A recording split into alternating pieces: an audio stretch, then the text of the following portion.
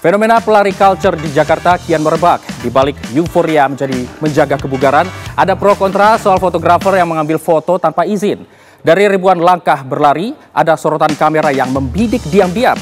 Sebagian pelari tak sadar wajah mereka sudah jadi konten, bahkan komoditas di dunia maya.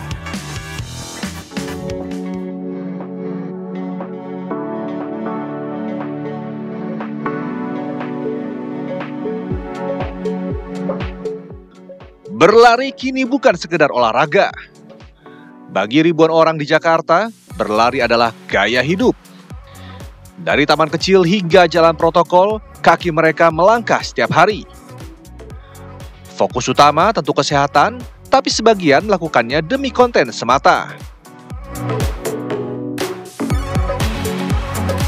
Di antara ribuan yang berlari, terdapat sorot kamera yang terus membidik. Beberapa dari pelari ini bahkan tidak sadar bahwa wajahnya sudah berubah menjadi konten, bahkan komoditas di dunia maya.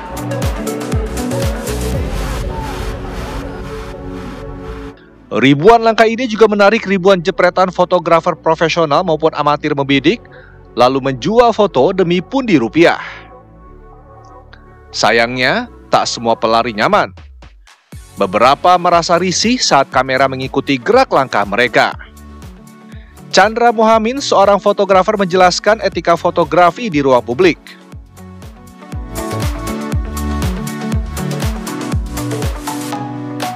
Fenomena sekarang menjadi apa? Spot-spot olahraga menjadi para fotografer atau aku bilang masih jadi tukang foto, tapi dilihat esensinya mereka tuh uang. Nah akhirnya bahwa dalam sebuah kenyataan nih orang sulit mencari pekerjaan. Nah akhirnya fotografi lah jadi solusinya buat mereka. Terus kekurangan dari kita adalah riset, ya kan? Kalau hakikat seorang fotografer gitu kan, ada 3 poin fotografer tuh. Yang pertama lo punya literasi, ya kan? Bacaan gitu kan, bacaan. Yang kedua lo punya wawasan. Yang ketiga punya pendalaman. Nah sebenarnya yang harus diketahui kenapa kita harus tahu literasi. Jadi kita paham untuk mengeksekusi di jalanan, ya kan? Ada satu fotografer IPOS namanya, Mendur Bersaudara, ya kan? Itu yang mendokumentasikan sebuah perjuangan kemerdekaan. Maka ada Bung Tomo, itu namanya Mendur Bersaudara, ya kan? Yang kedua ada namanya pembacaan pidato proklamasi. Itu salah satu fotografer Indonesia namanya Mendur Frans, namanya Frans Mendur. Nah itu yang sebenarnya orang-orang dulu tentang berlibat dengan fotografi itu harus teredukasi di zaman sekarang. Dengan hal seperti itu akhirnya mereka paham lah. Harapan saya seperti itu. Oke.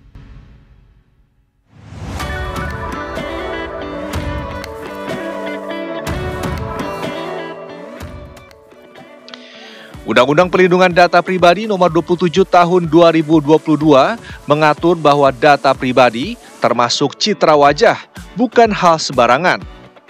Setiap individu memiliki hak atas citra diri mereka sendiri.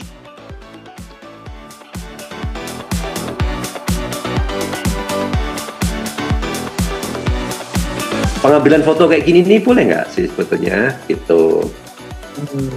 Ya, nggak ada kemudian mereka ngambil foto kemudian ditaruh jadi konten, nggak ada. Tapi ditaruh diupload di Foto You, kemudian jadi bahan apa itu dijual gitu. Kebetulan misalnya ada foto saya beli gitu. Orang ini misalnya kalau sangat suka di foto, ya dia akan cari di Foto You, terus kemudian dia beli, terserah dia mana yang dia suka. Nah soal itu sih oke. Jual beli karena memang demand ya. Tapi kan ada orang yang nggak mau, ada anak-anak yang kadang-kadang difoto juga. Dan bagaimana kita bisa di ruang publik itu, pelari-pelari ini, keluarga dan anak-anak itu merasa aman, nyaman. Ketika ada orang bisa siapapun, aku jadi fotografer, ngambil foto kita. Itu secara pelindungan dari pribadi nggak boleh sebetulnya. Tapi praktek ini jadi praktek yang dinormalisasi, Mas. Dan tidak ada code of conduct harusnya bagaimana siapa yang boleh dipotret seperti apa, siapa gitu kan, bagaimana tandanya mau dipotret, tempat-tempat memotretnya gimana kayak gitu. Dan ini udah nggak ada aturan, nggak ada yang ngatur, semua berjalan bebas saja gitu. Dan sebagai masyarakat sangat nyaman.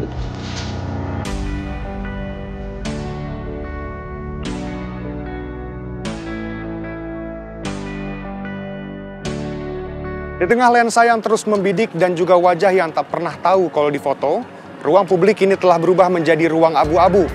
Di tengah euforia berbagi, kini batas antara inspirasi dan invasi semakin menipis. Dari Jakarta, Shena Damayana, Adin Hudaya, TV One, mengabarkan.